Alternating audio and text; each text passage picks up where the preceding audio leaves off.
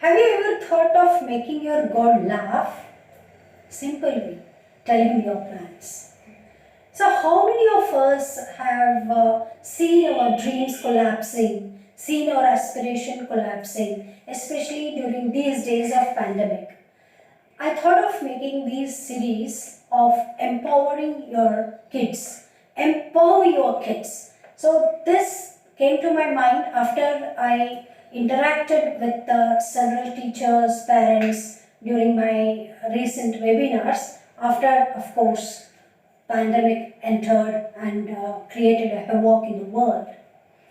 So I am giving step-by-step instructions, step-by-step what you can call as advice or whatever to empower your kids, right? So let's begin with a small story.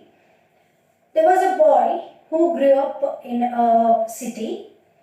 His parents were very strict, and we often hear that strict parents create good children.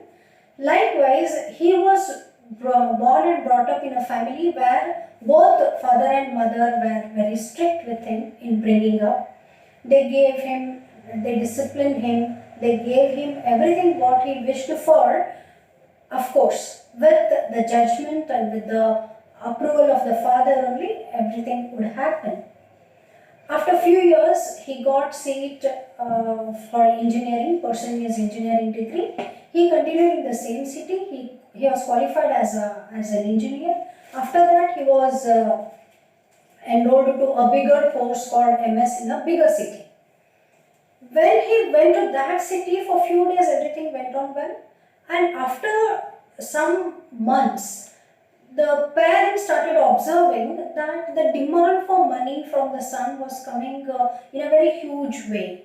So they decided to visit the city where the boy was studying. When they went there and probed into the details of the things, they were astonished and surprised because the son was already fallen into the trap of bad habits, the drug abuse or alcohol or something like that, and money which was being sent by the parents was not at all sufficient for him to manage all these bad habits. When it happened, father of course was very strict and he got annoyed with the boy, and the thought came to his mind was what I should do next. Should I beat him up? Should I scold him? Now he has grown up enough where I cannot do anything. So the parents were literally falling on the feet of the child, the son, asking him to come back and revive the life. Is this what we expect out of our children? When we observe today's scenario, we can see the children who are careless, children who are kindless, the children who are not affectionate enough to care for the parents, children who are not responding to the requirements of the family, and the rebellion child which is showing the rebellion nature and not ready to accept and learn the practical situation what's happening. Without understanding the parents' financial situation or the emotional situation, they keep on demanding one or the other thing. The moment boy enters college, the demand for the bike, it has come. The moment boy pursues his further studies, the demand for the laptop arises, the cell phone arises, smartphone arises, and they start comparing themselves with their friends. They start asking, demanding without realizing the true potential at the home financial condition of the house. Nothing they are bothered about.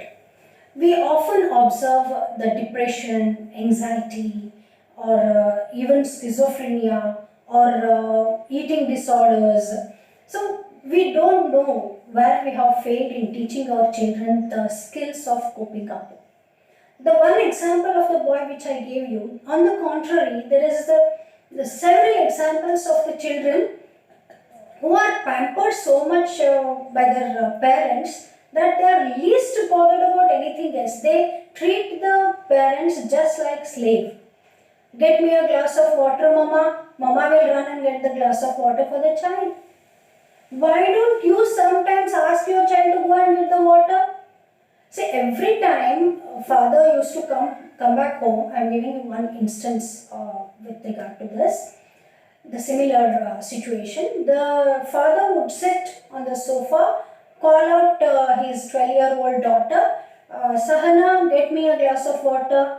Sahana, get me the newspaper. Sahana, get me this, get me that. So every time this girl would get annoyed. Why father calls me so many times? There are so many people he can call. But why is he calling me?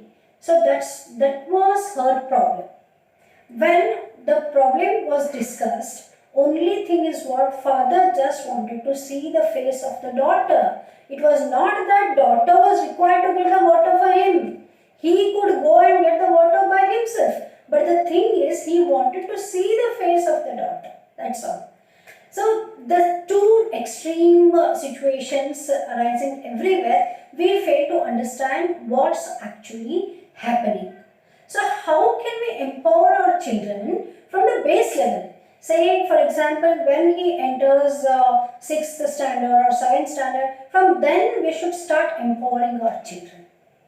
Let them be empowered. Let them be a successful human being, the person who is able to contribute to the society, not being curse on the society, but being a real asset to the society by lending the hands, by giving the support, by cultivating the emotions, the positive emotions called as love, affection, peace. All these things can be taught at the basic ground level. Ladies and gentlemen, today I am addressing you people, I am not addressing the children. The basic thing how we can teach our children to develop a kind of right attitude, the right mindset is by creating the awareness of the things which they are possessing right now. So the basic step of meditation for a child of 9-10 years old is to develop and cultivate the habit of gratitude. Let him analyze, let him get the idea of what all he is possessing which others don't have. So let him feel the gratitude for having grandparents at home. Let him feel the gratitude for having sufficient food to eat. So when we compare our children with other children who are better off, and the children get demotivated that's it, I'm not going to satisfy my parents. So instead of that, why don't we try and teach them the first step of meditation? The first step of meditation for the child is to develop the gratitude. Make him sit every day at one place. Let him close the eyes.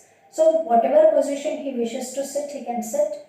Close the eyes and then start counting the blessings in his life which money cannot buy. So when we develop this attitude among our children, slowly they get the idea of how the heart filled with gratitude feels like.